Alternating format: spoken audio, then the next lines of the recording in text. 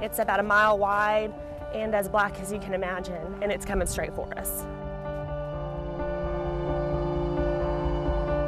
I never saw the tornado. It took her. I'll miss her to the day I die.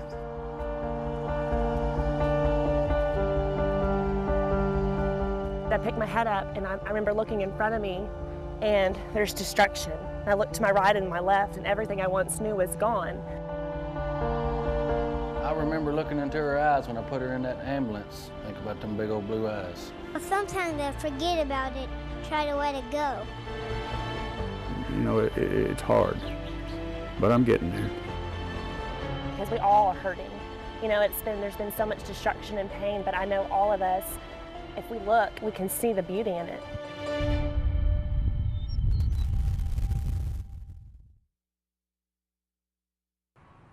And welcome to That Night in April. What you're about to see, stories that show just how strong we Arkansans are. Stories of hope and so much more. Where I'm standing here in Mayflower, the storm 1 year ago came right through here. I'd be right in the middle of it. And the trees still point the way toward Valonia, which is where we find Dawn Scott and Ed Buckner.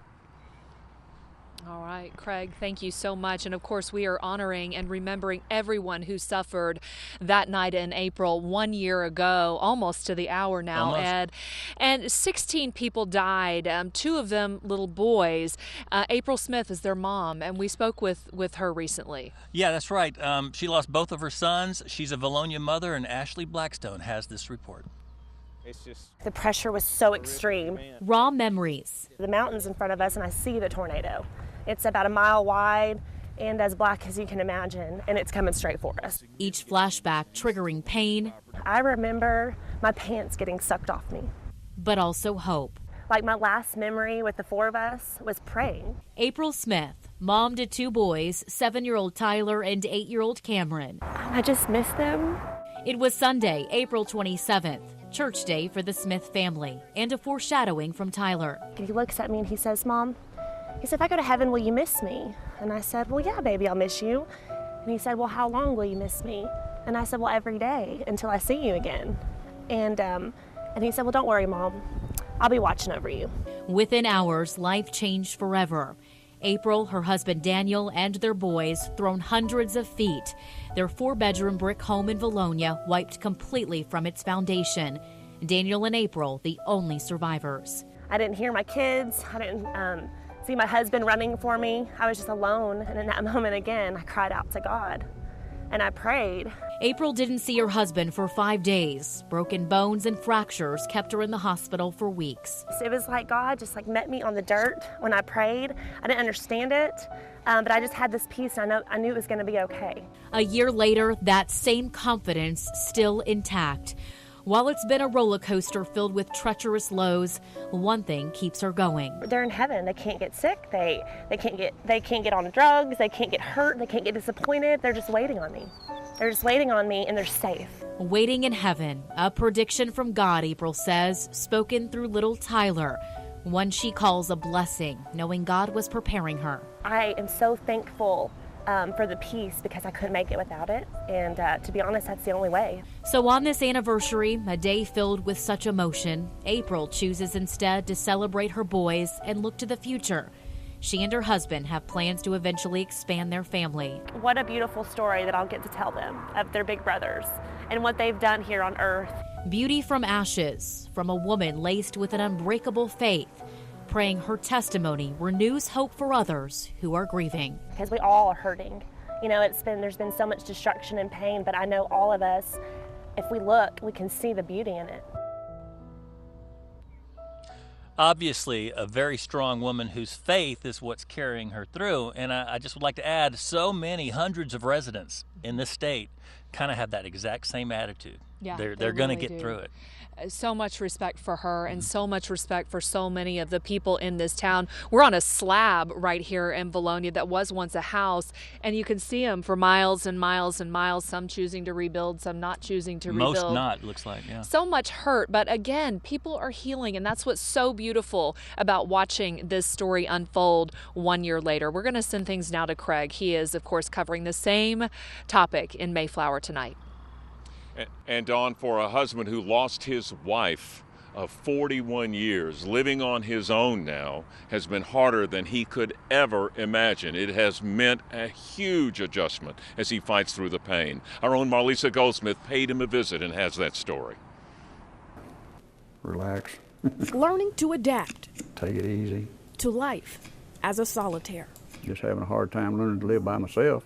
Donald Greer's life all changed in the blink of an eye. It was a Sunday, April 27th, 2014.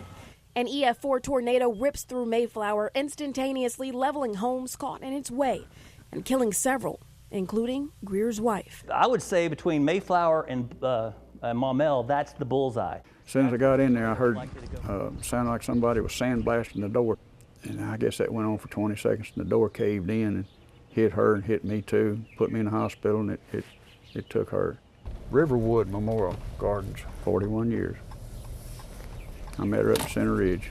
She was the love of his life. And she's buried right there by that pine tree. I stop by here about once or twice a day. I can't help myself, you know, I miss her. He never has much to say.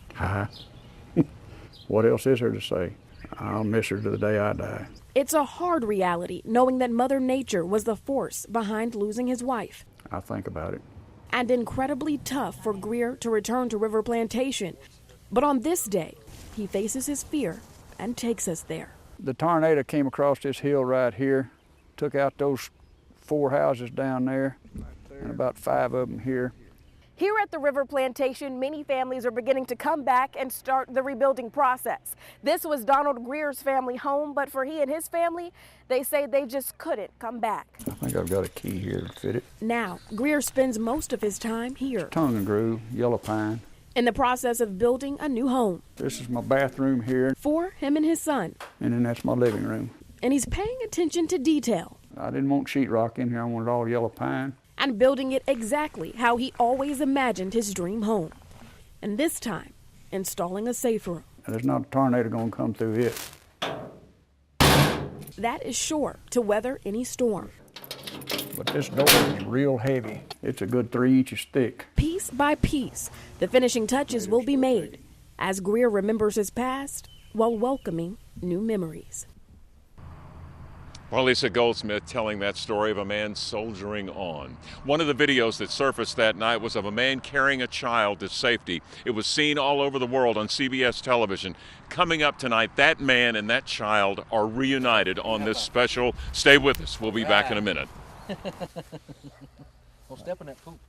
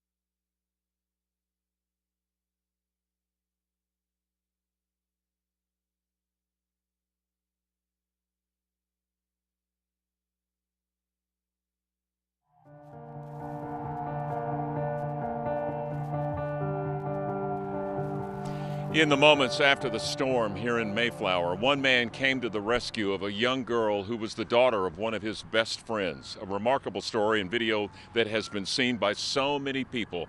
Tonight, Phil Buck brings those two back together. Oh, we can't wait to tell you this story. Keep your eyes upon me, you hear me? I'm getting chill bumps right now thinking about it. And I'm thankful that we serve a big God, and he put me where he needed to be. He's deceased. Although sometimes he may want to, Nick Naylor will never be able to forget the night of April 27th. It was a pretty crazy night. I don't ever want to go through it again. I remember looking into her eyes when I put her in that ambulance, and they was big as $50. And I see that all the time. I think about them big old blue eyes. Lord, you're going to take care of this child. I know you are. We put our faith in you, God. But 1 year after the storm, Naylor and Grace Boozer, the girl he carried to safety that night, are as close as ever. Do you get scared about tornadoes? I'm scared of thunder and lightning, too, but I play in the rain. It was scary because, you know, I knew she was hurt bad. I could feel her little old bones kind of cracking and popping as I was carrying her. And I knew it was bad, but I knew God was going to see her through it. Sometimes I forget about it, try to let it go. And while Grace has amazing perspective for her age, she still acts like a normal 5-year-old, too. If there was one thing that you lost that you could get back, what might that be? My pillow. Your pillow? Yeah. I got a little ripped. You got another pillow now? Yeah. I got tons of them. Oh, good. And that laughter serves as a reminder to her family just how lucky they are to be here, together. There are saints among us, not only Mayflower, but in Valonia. Let's go back to Ed and Dawn. The EF4 tornado, Craig, was on the ground for 45 miles, so obviously not just Mayflower and Valonia that were affected. Yeah, here's a story of some other towns that are still rebuilding 1 year later. I'm Laura Monteverde here in Saltillo, a small community that took a big hit from last year's EF4 tornado. The twister cut a 2 to 3 mile path through this area. Luckily, no one was killed, but more than a dozen homes were completely destroyed, including this one behind me, wiped off the foundation. But the community did bounce back. In less than a year, they were able to rebuild nearly all of those homes with just one left to go. I'm Kevin Traeger on Deer Drive in western Pulaski County, where the rebuilding continues 1 year after the tornado. About 20% of the homeowners on this street have put their property up for sale and left the area. Those who stayed tell me there's still a long way to go with cleaning up dead trees. We did speak with one man who has planted 30 new trees in the past year. He and his wife say they're not going anywhere. Of course, the deadly tornado took so many buildings with it, including a Valonia church. Yeah, but you know, the Sunday after that night in April, the congregation showed up for service at the only place left, a concrete slab. And we'll have that story coming up.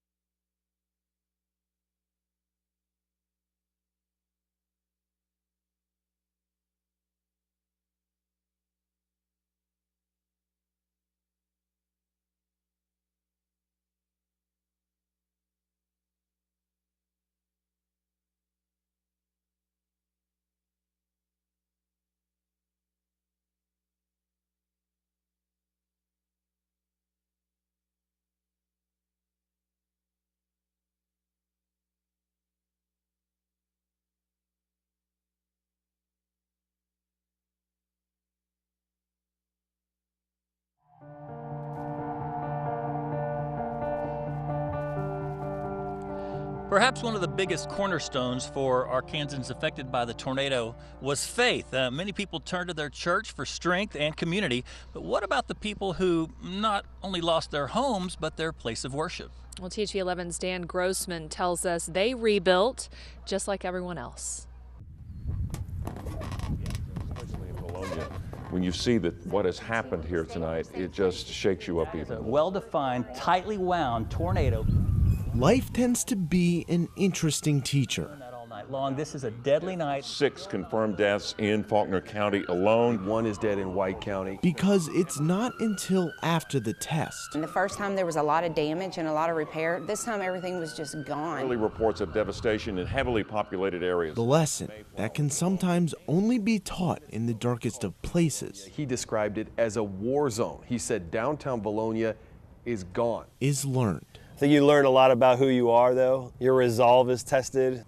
You know, just because the building's not here doesn't mean that we aren't. Matt Rawthatcher knows he's learned more than a few. It's one of those frightening and exciting things all in the same breath. So do the more than 50 congregants. And I know you guys are like, oh, I could tell this dude's speech every time. Good, that's the point. That listen to him preach each Sunday at the Valley Church. It's nice to say that the church is not a building and we're the people. The same church that only 7 days after its walls were wiped down. This is a confirmed tornado that has done quite a bit of damage, we're hearing. Looked up. Us celebrating on the slab the next Sunday was just an example of a clean slate, starting over. To say the last year has been unsettled would be generous. The auditorium of the Bologna Primary School they call their sanctuary, and empty classrooms that neighbor it prove that. It's probably our 5th location that we've moved in the last year, and it's just every week is a new location, a new place. From the city's fire hall to a local barbecue joint, the church has called just about any suitable open space in Bologna their home.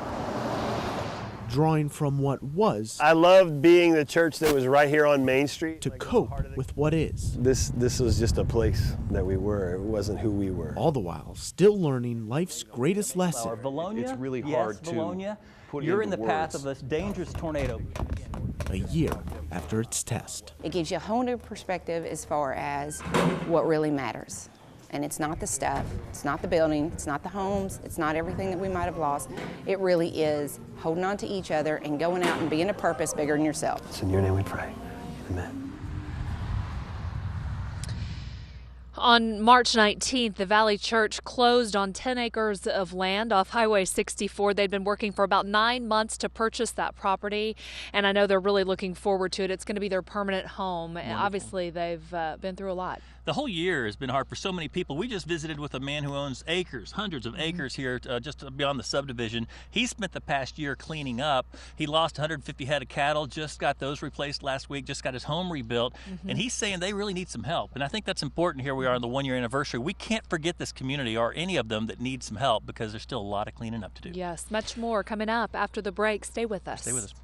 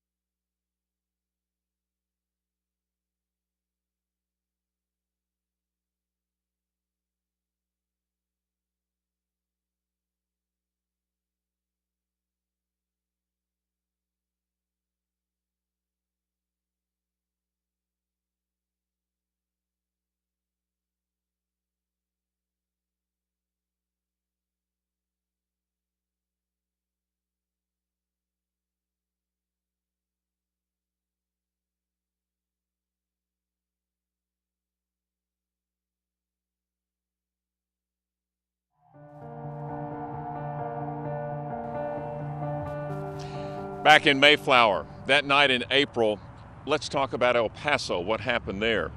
A neighborhood street lined with homes, many members of the same family inside those homes. Marielle Mose tells us that story. We really should not be here if you could understand the devastation of what we went through. For Tina and Robert Chambers, describing what happened can only help us understand so much. Your entire house and everything you know, and see your car flipped up in your kitchen. But seeing the reaction of their daughter Madison, who with them lost it all. It's hard for me to tell her, don't be afraid. Gives us an idea of the pain they're left to bear with. She's convinced it's going to hit again April 27th. This is where the tornado had its last grip of ground after tearing up a 41-mile stretch across central Arkansas. You can still see the snapped off trees. This is also the area where the 16th and final person died from the storm. Tina and Robert's aunt, 55-year-old Paula Blakemore. She died when her mobile home ripped from the ground. Here is where my mom's triple-wide mobile home sat. There was nothing left of it except the straps. Her daughter Danielle still accepting the reality of her loss. It's just an emptiness inside that no one can replace, and every day is a challenge. And a year later, Danielle decided it was time to see the remaining scraps of her mom's mobile home. Only God knows why. Metal entangled in the trees where the Chambers home used to stand. I had them lift the blanket up so I could identify her body and make sure. That's something that'll stay with me forever. The storm leaving behind more than just physical scars. I'm on 3 anxiety meds now, it's hard financially and emotionally. But the community gave this family hope. There was such an outpour of love from total strangers. The Crossroads Cowboy Church in El Paso rallied multiple churches to raise money for a new home for the Chambers family. It's one of those times when you get to cross the denominational lines and all those things and join together with other brothers and sisters in Christ. Hey, brother. They might have thought they were just giving us a place to stay, but no, they were giving us a home. And that means a lot to us. With a roof over their head again, Paula Blakemore's family is finding strength with a new perspective. Think before you get mad, think before you do things, because there's no promise of tomorrow. And today, Paula Blakemore's family got together at the gravesite for a balloon release, and inside each balloon there was a message that they hoped would get to her in heaven. Just to my left, back here in Mayflower, there was a balloon release for Mark Bradley, who was killed at his mobile home just about 200 yards from where I'm standing. And they, too, observed that night in April in their own special, quiet way. Each of the red balloons shaped like a heart. There will also be trees planted in his honor here in Mayflower and in Little Rock because he worked for Little Rock Parks. We'll be back with more of that night in April. Stay with us on THV 11.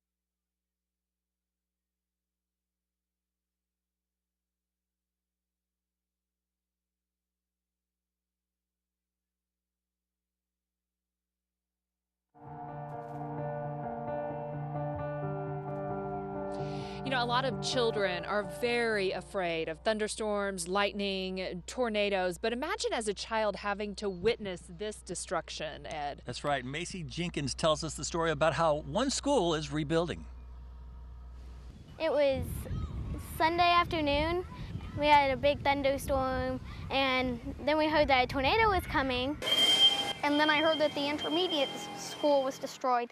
And I was kind of sad because it was gone. I was scared, and I was sad because I wanted to go to that school this year. Almost ready for little voices to echo down the hallways, and then this. It was obvious that, things were going to be delayed. Months of construction erased. So it was just a bit of a heartbreak, but every cloud does have a silver lining. You don't get a chance to build the same thing twice, not very often. Future Principal Andy Pennington takes me inside to see what's taken 10 months to rebuild. This is kind of a multi-purpose room. He's excited to give back to students who've been through so much. Spacious classrooms, computer labs, and art rooms. Outside, a secure courtyard and possibly the most important space, a safe room. This whole building here, it's massive. Adjoining gyms and room enough to fit all 800 students. Back inside, Pennington shows me an added safety feature. Up above, a catwalk with a bird's eye view of the action below. Right now I'm above the hallway and the classrooms here at the school. I'm standing on concrete that's 4 inches thick, and it's an easy access point to heating and air. These concrete hallways, the one part that survived the storm last year. This will be a sign of our pride, and this will be a sign of rebuilding. This is a sign of Valonia Strong. It's another piece of the puzzle back together again.